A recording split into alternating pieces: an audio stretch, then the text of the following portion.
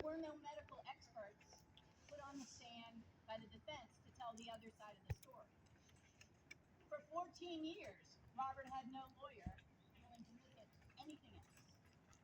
They just kept, collecting some, funding from the state, filing these empty appeals, and never listening to their client who kept writing these pitiful letters. Dear judge, would you please give me an attorney who will represent me? 14 years. Right? Robert is only alive now because a group of us volunteered. And I've been working on this case now for nearly 10 years, and most of that is entirely pro bono. I didn't have any preconception about shaky Reiki in 2016, but I started studying, and I learned what you was. And I would love for you to add to that, because what is happening today is there's supposed to be what's called a differential diagnosis, where you consider everything else before you rush to abuse. When Robert was accused, it was the exact opposite. Abuse is the first explanation, and you don't need to look at anything else, because pediatricians were being taught, you see these three things inside a child's head, you can presume they were shaky. That has been completely reversed, and in fact, to date, there's no science to show shaking can cause any of those symptoms. That's where we are today. But they still make this diagnosis.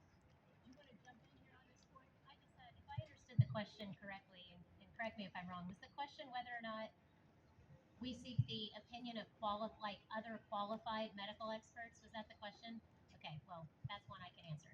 I will tell you that in the many cases that have been exactly like Robert Robertson's case, the only difference was we wanted at such an early level because these were people who had funding. It is astronomically expensive to hire the best medical experts in the country, many of them, to come testify at any kind of a hearing.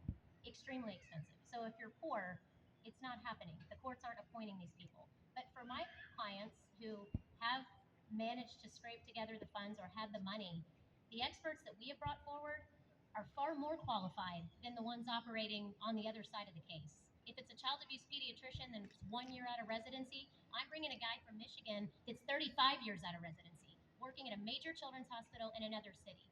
So I can unequivocally tell you on these cases that have been won at a much earlier stage, or the way that a criminal case like Robert Robertson's case in a perfect world should have been managed by an attorney that knew what they were doing, is absolutely, you seek the opinion of more qualified experts with more years experience that often testify for the other side, but in your case, they're testifying for you.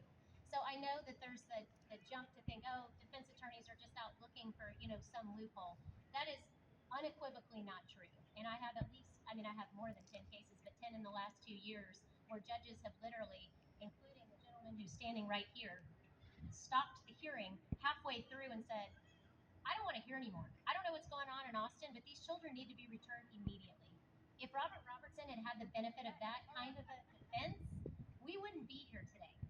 So the experts exist. They don't exist in the same hospitals. They don't like to testify against each other. But Dell Hospital is no different than Cleveland Children. They're all equally qualified, regardless of what state they come from. Their medical education is similar. So to answer your question, absolutely. This man wasn't given that opportunity factually, legally, or any other way. And but for people like this, we wouldn't even be standing here still begging for his life. But as long as he's still living, we can still keep fighting.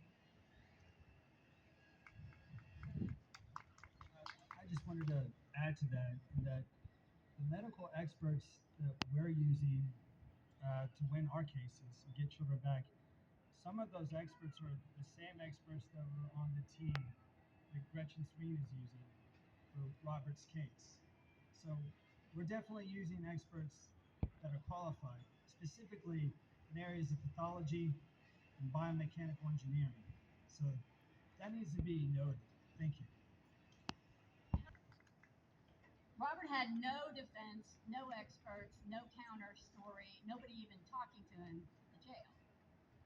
Today, we have this all-star roster of highly credentialed experts who are so outraged by this case, many of them have worked for free. Robert's case is exceptionally outrageous, and yet None of their detailed reports about Nikki's chronic health issues, about her undiagnosed pneumonia, about the respiratory suppressing medications that were prescribed to her by the same doctors who missed the pneumonia the very last week of her life, Phenergan and codeine for a 2-year-old who's having breathing issues. None of this. And you've heard over and over again the mention of the CAT scans. Nothing about the CAT scans have been discussed yet in this case, not a trial, not in any court decision.